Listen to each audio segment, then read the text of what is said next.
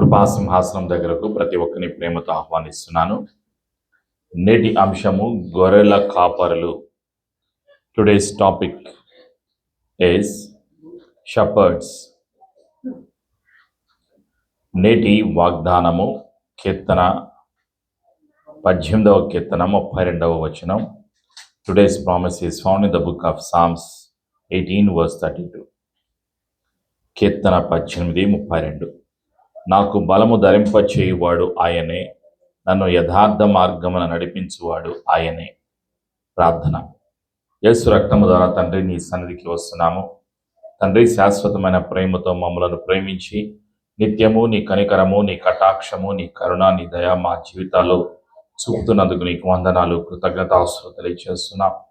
కృపగల యేసయ్యా, నిత్యము నీ కృపాక్షములు మా జీవితాల్లో చూపుతున్నందుకు నీకు వందనాలు, కృతజ్ఞతాస్తుతులు తెలియజేస్తున్నాం. యేసయ్యా, నీ కృప ద్వారా అనుగ్రహించిన రక్షణను బట్టి, నిత్య జీవనం బట్టి నీకు వందనాలు, కృతజ్ఞతాస్తుతులు తెలియజేస్తున్నాం. పరిశుద్ధాత్మ దేవ, నిత్యము నీ సన్నిధి, నీ సహాయము మా జీవితాల్లో అనుగ్రహిస్తున్నందుకు నీకు వందనాలు, కృతజ్ఞతాస్తుతులు తెలియజేస్తున్నాం. సైన్యములకు అధిపతిగా యెహోవా, నీవు చేసిన ప్రతి మేలును బట్టి, ప్రతి ఉపకారమును బట్టి కృతజ్ఞతలు తెలియజేస్తున్నాం. సంఘ బిడ్డలందరి జీవితాల్లో, మా అందరి జీవితాల్లో నీవు చేసిన ప్రతి మేలును బట్టి నీకు వందనాలు, కృతజ్ఞతలు తెలియజేస్తున్నాం. ఇంతవరకు స్తుతించడానికి, ఆరాధన చేయడానికి, ప్రార్థనా విన్నపములు యేసు ప్రభు నామములో చెల్లించడానికి పరిశుద్ధాత్ముడ సహాయము దయచేసినందుకు కృతజ్ఞతలు తెలియజేస్తున్నాం. ఈరోజు నీవు మా కొరకు సిద్ధపరిచిన పరిశుద్ధమైన జీవము గల వాక్కును బట్టి, వాగ్దానమును బట్టి కృతజ్ఞతలు తెలియజేస్తున్నాం.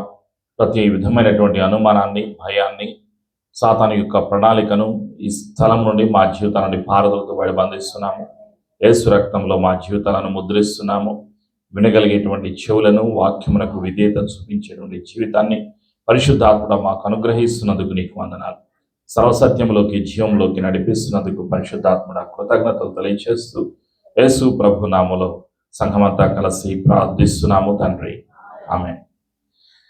ప్రియమైనటువంటి సంఘమా, ఈరోజు పరిశుద్ధాత్ముడు మనకి తెలియచేస్తున్నటువంటి సత్యము, జీవం గల వాక్కు. నేటి అంశము గొర్రెల కాపరులు.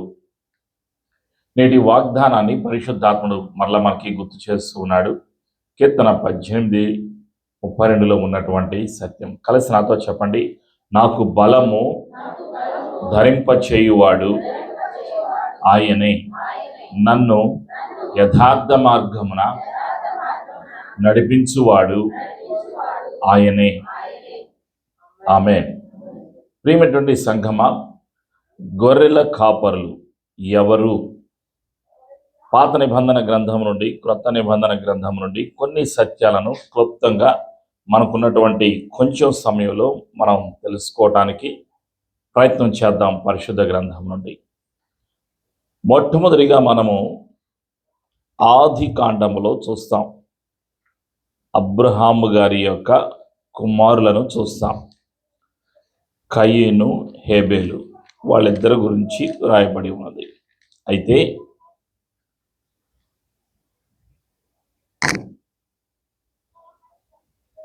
ఇక్కడ కయీను వ్యవసాయదారుడు, హేబేలు మాత్రం గొర్రెల కాపరి. వీళ్ళిద్దరూ కూడా అర్పణలను అర్పిస్తారు దేవునికి. మొట్టమొదటి అర్పణ ఇద్దరు కూడా సమర్పిస్తారు. అయితే తండ్రి అయినటువంటి యెహోవా కయీను అర్పించిన అర్పణను తిరస్కరిస్తాడు. తన పొలంలో పండినటువంటి పంట నుండి తను తీసుకుని వస్తాడు.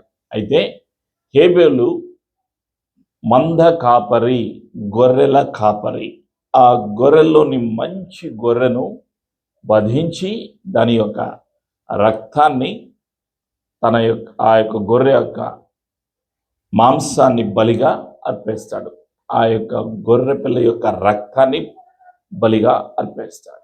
తండ్రి అయిన యెహోవా హేబేలు అర్పించినటువంటి ఆ యొక్క బలి పశువు యొక్క బలిని అంగీకరిస్తాడు. ఆది కాండము 4వ అధ్యాయం 4వ వచనం మనం చూస్తాం. హేబేలు కూడా తన మందలో తొలిచూలున పుట్టిన వాటిలో క్రొవ్విన వాటిని కొని తెచ్చెను. యెహోవా హేబేలును అతని అర్పణను లక్ష్య పెట్టాను. తండ్రి అంగీకరించాడు. ఎవరి యొక్క బలిని? హేబేలు యొక్క బలిని అంగీకరించాడు. అంగీకరించిన తరువాత కయీనుకి చాలా కోపం వస్తుంది. ఎవరి మీద అంటే తన యొక్క తమ్ముడు మీద, తమ్ముడైనటువంటి హేబేలు మీద. అప్పుడు ఇద్దరు కూడా పొలంలో ఉంటారు. పొలంలో ఉన్నప్పుడు ఈ యొక్క తమ్ముడిని, హేబేలుని కయీను చంపేస్తాడు. చంపేసి ఎవరికి ఏం తెలియనట్లుగా ఉంటాడు. తండ్రి అయిన యెహోవా స్వరం వినిపిస్తుంది. ఎవరికి? కయీనుకి వినిపిస్తుంది. 8వ వచనం, కయీను తన తమ్ముడైన హేబేలుతో మాట్లాడాను. వారు పొలములో ఉన్నప్పుడు కయీను తన తమ్ముడైన హేబేలు మీద పడి అతన్ని చంపాను. యెహోవా, నీ తమ్ముడైన హేబేలు ఎక్కడున్నాడని కయీనును అడుగగా అతడు, నేను ఎరుగునా, నా తమ్మునికి నేను కావలివాడనా అనెను. అప్పుడు ఆయన, నీవు చేసిన పని ఏమిటి? నీ తమ్ముని రక్తము యొక్క స్వరము నేలలో నుండి నాకు మొరపెట్టుచున్నది. కావున నీ తమ్ముని రక్తమును నీ చేతిలో నుండి పుచ్చుకొనుటకు నోరు తెరచిన ఈ నేల మీద ఉండకుండా నీవు శపింపబడి ఉన్నావు. ఆమేన్. భూలోకములో మొట్టమొదటి హత్య కయీను చేశాడు. ఆలోచన చేయండి. భూలోకంలో మొట్టమొదటి బలి హేబేలు అర్పించాడు. తండ్రికి ఇష్టమైనటువంటి బలి, శ్రేష్టమైనటువంటి బలి హేబేలు అర్పించాడు. ఇది పాత నిబంధన గ్రంథములో దేవుడు సెలవిచ్చినటువంటి సత్యం. హేబేలుకి ఎలా తెలుసు? ఆలోచన చేయండి. దేవునికి ఇష్టమైన బలి పశువులలోని బలి అని ఎలా ఆలోచించండి. తల్లి గర్భములో ఉన్నప్పుడే తండ్రి అయిన యెహోవా సెలవిచ్చినటువంటి సత్యాన్ని బహుశా హేబేలు విని ఉంటాడు. ఆలోచించండి. కాబట్టి తండ్రికి ఇష్టమైన బలిని అర్పించాడు. ఈ యొక్క కయీను వ్యవసాయదారుడు అయినటువంటి ఈ యొక్క కయీను పంటలోని ధాన్యాలను తీసుకొని వచ్చాడు. తను శ్రేష్టమైనది ఇవ్వలేదు. దేవుడికి కోరుకున్నది, కావలసింది దహనబలికి పశువు, గొర్రెల యొక్క రక్తము, గొర్రె యొక్క మాంసం. ప్రియమైనటువంటి సంగమా, ఈ బలి అంగీకరించబడింది. ఈరోజు క్రొత్త నిబంధనలో మనం ఉన్నాం. క్రొత్త నిబంధనలో బలి పశువు ఇవ్వనవసరం లేదు. బలిగా పశువుని అర్పించనవసరం లేదు. పాత నిబంధనలో మాత్రమే పశువులని బలిగా అర్పించడం జరిగింది. మోషే ధర్మశాస్త్ర ప్రకారంగా దేవుడు అనుగ్రహించినటువంటి ఆ 10 ఆజ్ఞల్లో నుండి దేవుడు బలిని అంగీకరించాడు. వాళ్ళు బలులను అర్పించారు. క్రొత్త నిబంధనలో ఒకే ఒక్క బలి. ఆ బలి ఎవరు అంటే ప్రభు అయినటువంటి యేసుక్రీస్తు వారు. ఆ సత్యాన్ని యోహాను గారు రాసినటువంటి ప్రకటన గ్రంథంలో మనం చూస్తాం. ప్రకటన గ్రంథంలో మనం చూస్తాం.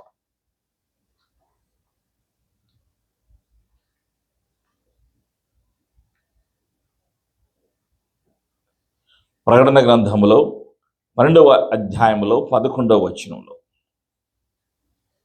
10, 11, 12 వచనాలు చదువుతున్నాను.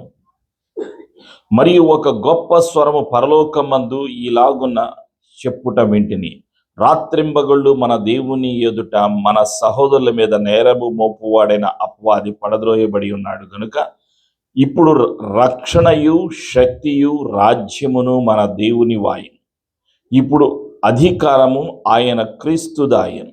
వారు గొర్రె పిల్ల రక్తమును బట్టి తామిచ్చిన సాక్ష్యమును బట్టి వారిని జయించున్నారు, కానీ మరణం వరకు తమ ప్రాణములను ప్రేమించిన వారు కారు. అందుచేత పరలోకమా, పరలోక నివాసులారా, ఉత్సహించుడి.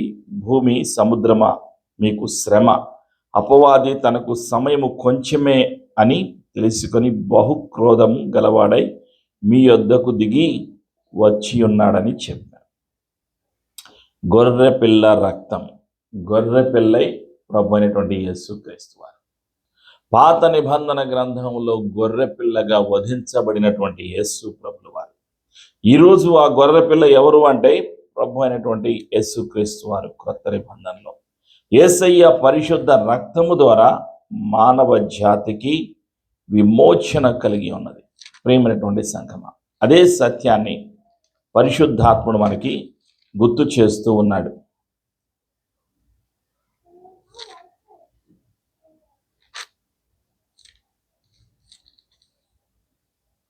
పరిశుద్ధ గ్రంథములో పరిశుద్ధాత్ముడు బయలుపరిచేటువంటి సత్యం. హెబ్రీలకు రాసినటువంటి పత్రికలో మనం చూస్తాం.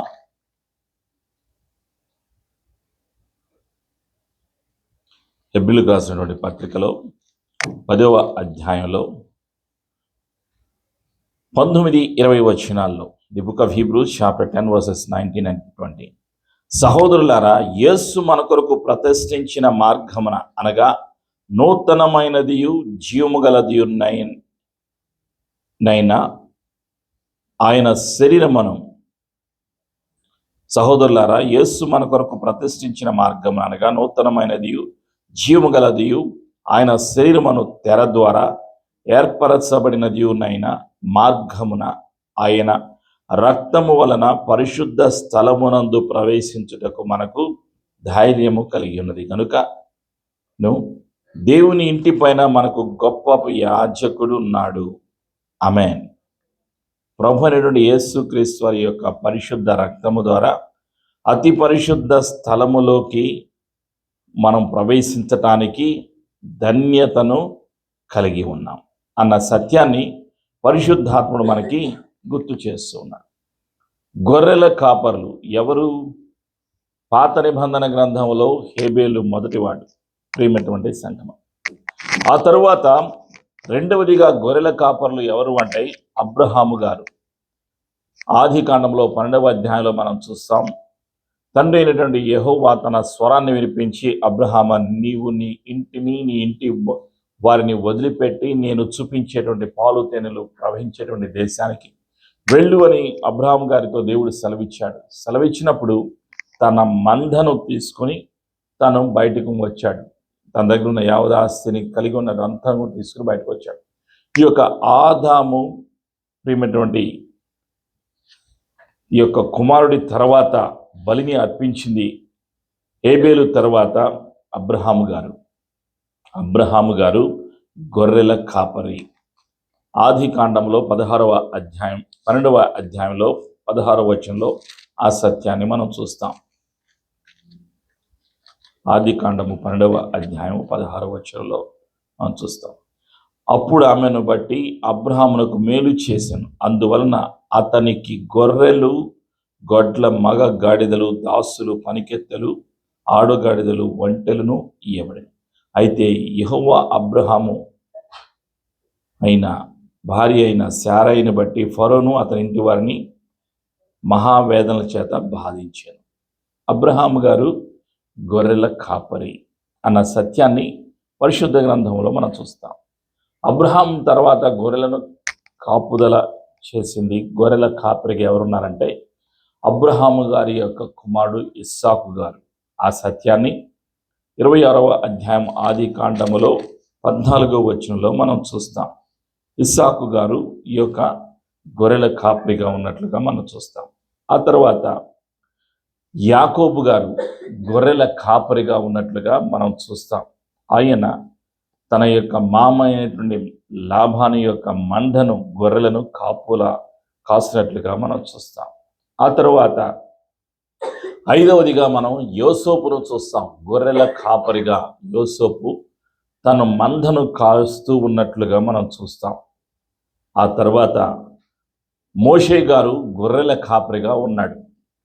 తను అంతఃపురాన్ని వదిలిపెట్టి తన యొక్క మామ అయినటువంటి యిత్రో యొక్క మందను కాస్తూ ఉన్నటువంటి సమయంలో హోరేబు కొండ మీదకు మంద తోలుకుని వచ్చినప్పుడు అక్కడ మండుచున్నటువంటి పొదల నుండి దేవుడు తన యొక్క స్వరాన్ని వినిపించాడు. మంటలు కనిపిస్తున్నాయి. ఆ మండుచున్నటువంటి పొదలో నుండి మంటలు, కానీ ఆ పొద కాలిపోలేదు. అక్కడ దేవుని యొక్క స్వరాన్ని విన్నాడు మోషే గారు. ప్రియమైనటువంటి సంగమా, మోషే గారు ఒక గొర్రెల కాపరిగా అక్కడ ఉన్నట్లుగా మనం చూస్తూ ఉన్నాం. 40 సంవత్సరాలు గొర్రెల కాపరిగా ఉన్నాడు. ఆ తర్వాత ప్రియమైనటువంటి సంఘమా, మిగిలిన 40 సంవత్సరాలు దేవుని యొక్క మందను నడిపించాడు. మొదటి 40 సంవత్సరాలు అంతఃపురంలో ఉన్నాడు. రెండవ 40 సంవత్సరాలు అరణ్యములో ఉన్నాడు. తర్వాత 40 సంవత్సరాలు ఇజ్రాయేలు జనాంగమును ఐగుప్తు దేశం నుండి విడిపించి ఎడారిలో నడిపించినటువంటి సత్యాన్ని మనం చూస్తాం. మోషే గారు గొర్రెల కాపరిగా ఉన్నట్లుగా మనం చూస్తాం. 7వదిగా గొర్రెల కాపరిగా ఎవరున్నారు అంటే దావీదు మహారాజు గొర్రెల కాపరిగా ఉన్నట్లుగా మనం చూస్తాం. సామ్యూయేలు మొదటి గ్రంథంలో 16వ అధ్యాయంలో 11వ వచనంలో మనం చూస్తాం. 16వ అధ్యాయం 11వ వచనంలో అక్కడ రాయబడింది. ప్రవక్త అయినటువంటి సమూయేలు యెషయాని పిలుస్తాడు. ఇంకా నీ పిల్లలు ఉన్నారా, మిగతా వాళ్ళు ఉన్నారా, ఎక్కడున్నారంటే చివరి వాడు ఒకడున్నాడు, వాడు గొర్రెల కాపరి అని సెలవిచ్చాడు. అప్పుడు వచ్చిన తర్వాత అతన్ని చూసిన తర్వాత ఇతడినే తండ్రి అయినటువంటి యెహోవా ఎన్నుకున్నాడు, నేను ఎన్నుకున్నటువంటి ఏర్పాటు చేయబడినటువంటి వ్యక్తి ఇతన్ని అని ప్రవక్త అయినటువంటి సమూయేలు సెలవిస్తాడు. ఎవరితోటి అంటే యెషయాకి సెలవిస్తాడు, ఇతడినే దేవుడు ఎన్నుకున్నాడు అని. సమూయేలు గ్రంథం 16వ అధ్యాయంలో ఆ సత్యం రాయబడి ఉన్నది. 11వ వచనం నుంచి చదువుతున్నాను, 10 నుంచి చదువుతున్నాను. యెహోవా ఇతన్ని కోరుకొనలేదనెను. యెషయి తన 7 కుమారులను సమూయేలు ఎదుట పిలువగా సమూయేలు యెహోవా వీరిని కోరుకొనలేదని చెప్పి, నీ కుమారులు అందరూ ఇక్కడున్నారా అని యెషయిని అడుగా, అతడు ఇంకను కడసారి వాడున్నాడు, అయితే వాడు గొర్రెలను కాయుచున్నాడని చెప్పాను. దావీదు మహారాజు గొర్రెలను కాసేటువంటి పనిలో ఉన్నాడు, గొర్రెల కాపరిగా ఉన్నాడు. అప్పుడు అందుకు సమూయేలు, నీవు వాని పిలువనంపించము, అతడు ఇక్కడికి వచ్చు వరకు మనము కూర్చుందామని యెషయితో చెప్పగా, అతడు వారి పిలువనంపించి లోపలికి తోడుకొని వచ్చాను. అతడు ఎర్రని వాడును, చక్కని నేత్రములు గలవాడును, చూచుటకు సుందరమైన వాడునై యుండెను. అతడు రాగానే, నేను కోరుకొన్నవాడు ఇతడే, నీవు లేచి వాణ్ణి అభిషేకించమని యెహోవా సెలవీయగా, సమూయేలు తైలపు కొమ్మును తీసి వాని సహోదరుల ఎదుట వానికి అభిషేకము చేశాను.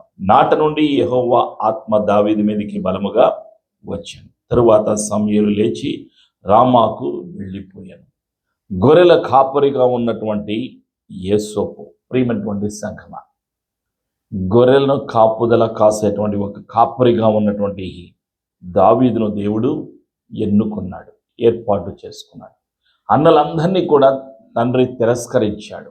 చిన్నవాడైనా ఆఖరి వాడైనా ఎన్నుకున్నాడు. ఎన్నుకోబడిన వారి ఈ లోకములో నుండి, మనుషులలో నుండి, ఇజ్రాయేలు జనాంగము నుండి తండ్రి ఎన్నుకున్నాడు.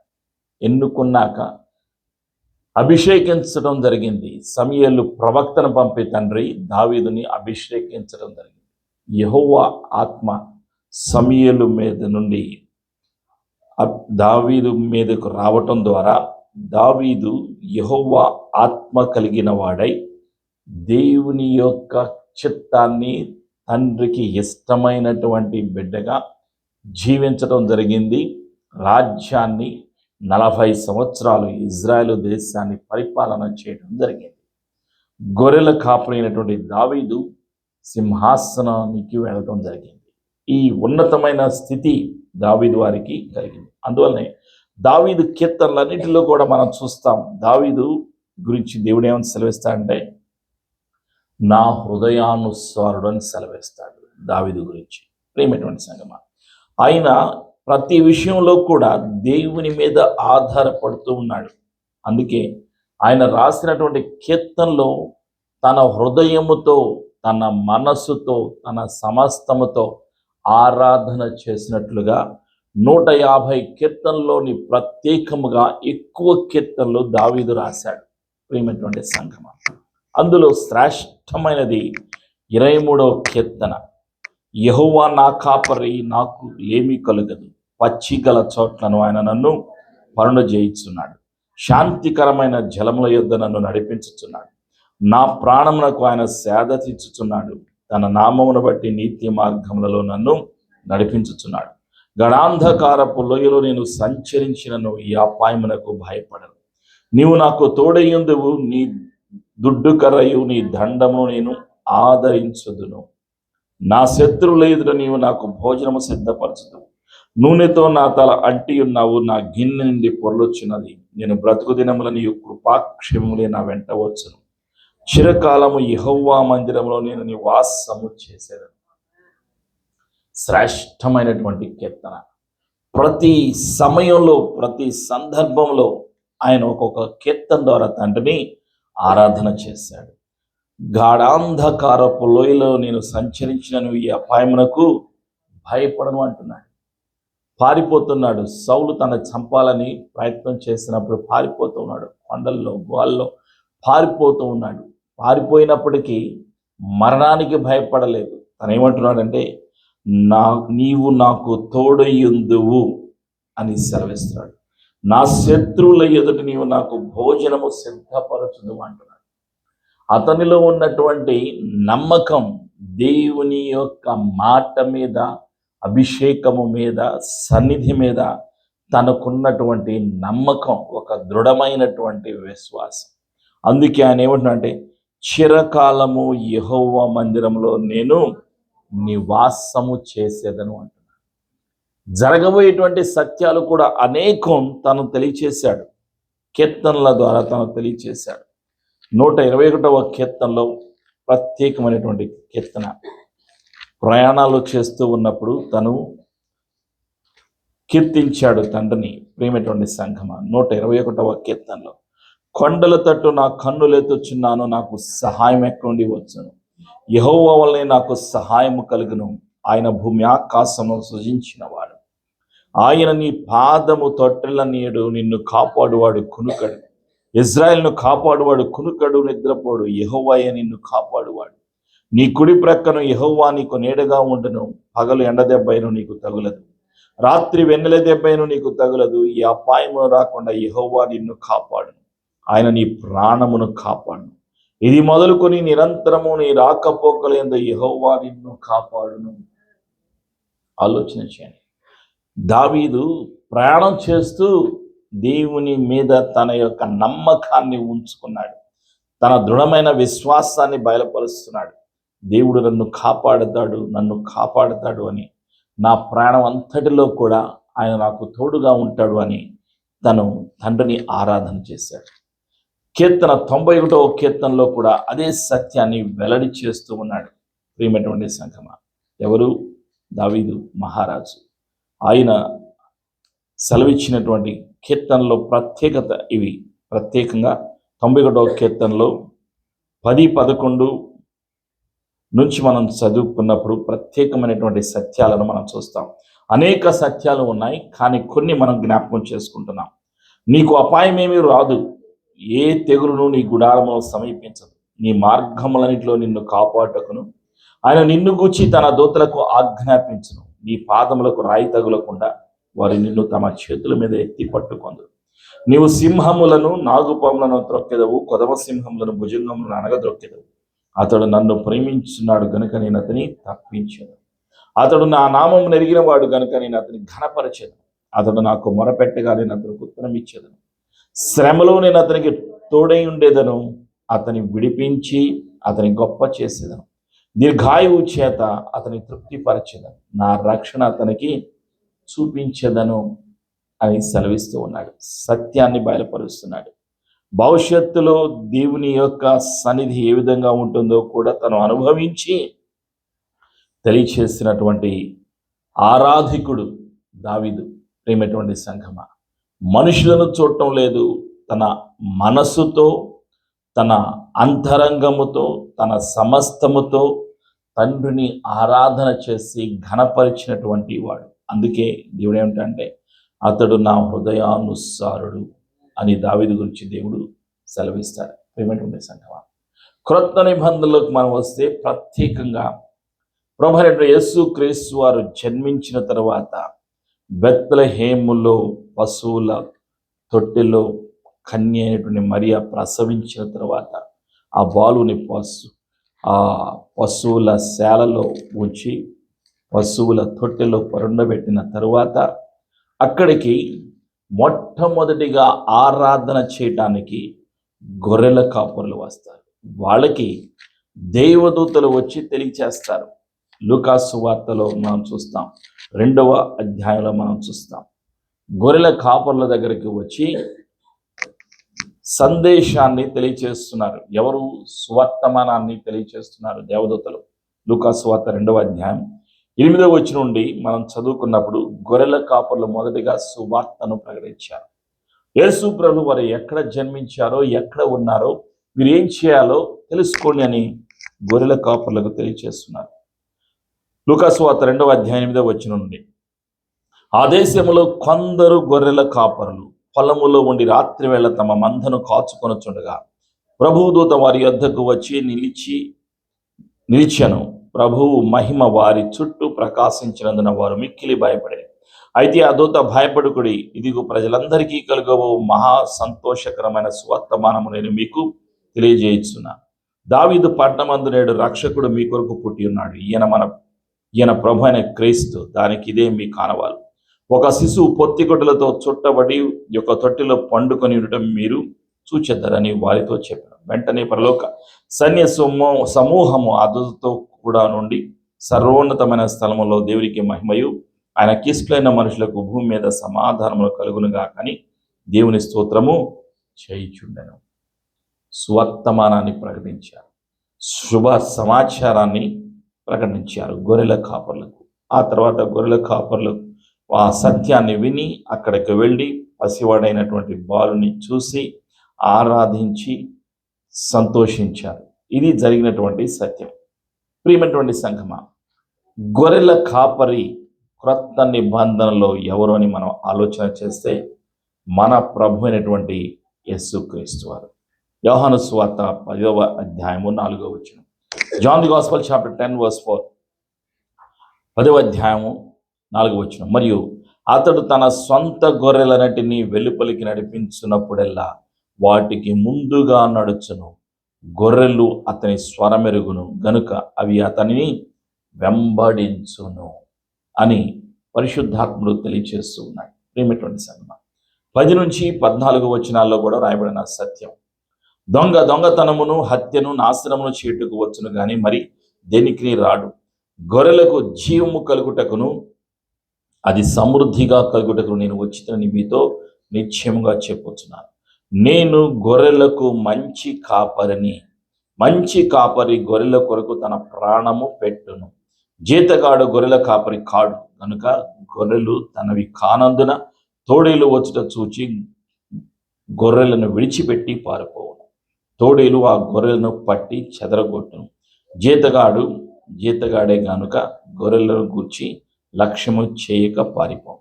నేను గొర్రెల మంచి కాపరిని అని యేసయ్య సెలవిస్తున్నారు. ప్రియమైనటువంటి సంఘమా, యేసు ప్రభులు వారు గొర్రెలకు మంచి కాపరి అని సెలవిస్తాడు. తాను బయలుపరుచుకుంటున్నాడు, శిష్యులకు తెలియచేస్తూ ఉన్నాడు. తను ఎవరో ఆ సత్యాన్ని తెలియచేస్తున్నాడు. ఇంకా ఏమని సెలవిస్తున్నారు యేసు ప్రభులు వారు అంటే 27 నుంచి 30 వచనాల్లో కూడా రాయబడిన సత్యం. మీరు నా గొర్రెలలో చేరిన వారు కారు గనుక మీరు నమ్మరు అని అక్కడ ఉన్నటువంటి యూదులతో సెలవిచ్చారు. నా గొర్రెలు నా స్వరము వినును, నేను వాటి నెరుగుదును, అవి నన్ను వెంబడించును, నేను వాటికి నిత్య జీవం ఇచ్చుచున్నాను కనుక అవి ఎన్నటికి నశింపవు. ఎవడును వాటిని నా చేతిలోండి అపహరింపడు. వాటిని నాకిచ్చిన నా తండ్రి అందరికంటే గొప్పవాడు కనుక నా తండ్రి చేతిలో నుండి ఎవడును వాటిని అపహరింపలేడు. నేనును తండ్రియును ఏకమై ఉన్నామని వారితో చెప్పాను. ప్రియమైనటువంటి సంగమా, ప్రభువైన యేసుక్రీస్తు వారు సెలవిస్తున్నారు. అక్కడ ఉన్నటువంటి ప్రజలతోటి, యూదులతోటి, శిష్యులతోటి సెలవిస్తున్నారు. నా గొర్రెలు నా స్వరము వినును అని సెలవిస్తున్నారు. ఎవరు వినగలుగుతారు? ఎన్నుకోబడిన వారు, ఏర్పాటు చేయబడిన వాళ్ళు మాత్రమే ఆయన స్వరాన్ని వినగలుగుతారు. ప్రియమైనటువంటి సంగమా, గొర్రెల కాపరిలో ఉన్నటువంటి ప్రత్యేకత ఏమిటి అంటే ఆయన నడిపిస్తాడు. ఎక్కడికి నడిపిస్తాడు అంటే ఆయన గొర్రెల కాపరి చేతిలో కర్ర ఉంటుంది. ఆ సహజంగా మనం ఈ లోకంలో గొర్రెల కాపర్లు మీరు చూసారనుకోండి, గ్రామాల్లో గొర్రెలు మంద వెళుతుంటే ఆ గొర్రెల కాపరి దగ్గర ఒక చేతిలో ఒక కర్ర ఉంటుంది. గొర్రెలకు ముందుగా వెళ్తూ ఉంటాడు, నడిపిస్తూ ఉంటాడు. ఎక్కడికి నడిపిస్తూ ఉంటాడంటే, ఎక్కడైతే పచ్చగా ఉంటుందో మేత, ఆ చెట్ల దగ్గరికి నడిపిస్తూ ఉంటాడు. గొర్రెలకు కాపుదల ఇస్తూ ఉంటాడు, భద్రత ఇస్తూ ఉంటాడు గొర్రెల కాపరి. ఇది గొర్రెల కాపరి ఈ లోకంలో చేసేటువంటి వ్యక్తి. ఇక్కడ యేసయ్య ఒక గొర్రెల కాపరిని అని సెలవిస్తున్నాడు. అంటే యేసు ప్రభువు వారు నడిపించడానికి వచ్చాడు. మానవ జాతిని తండ్రి ఇంటికి నడిపించటానికి వచ్చాడు. ఆయనే మార్గాన్ని చూపిస్తున్నాడు, నడిపించేవాడు. మంచి గొర్రెల కాపరిగా, మన ఆత్మల కాపరిగా యేసు ప్రభువు వారు నివసించి ఉన్నారు. ఆయన చేతిలో ఉన్నటువంటి కర్ర ఏమిటి అంటే వాక్యాన్ని మనకు అనుగ్రహించి ఉన్నారు. తన జీవితాన్ని మనకు అనుగ్రహించారు. తండ్రి వాగ్దానపు ఆత్మను బయలుపరిచి తెలియచేసి వెళ్ళారు. ప్రేమైనటువంటి సంగమం, ఈరోజు నిన్ను నన్ను నడిపించటానికి ముగ్గురు ఉన్నారు. ఒకటి, వాక్యము ఉన్నది. రెండవది, యేసు ప్రభువు వారు ఉన్నారు. మూడవది, పరిశుద్ధాత్ముడు ఉన్నారు. కాబట్టి మీరు నేను భయపడనవసరం లేదు.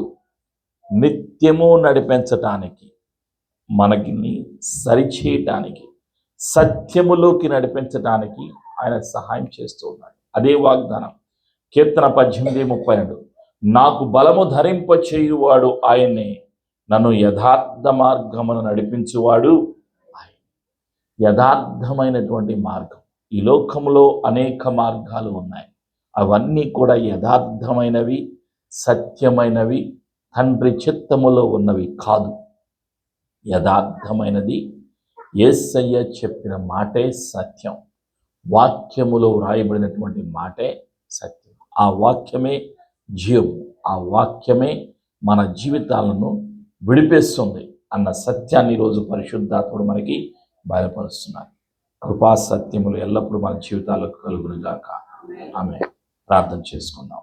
ప్రతి ఒక్కరూ లేచి నిలబడి మన జీవితాన్ని సమర్పించుకుందాం.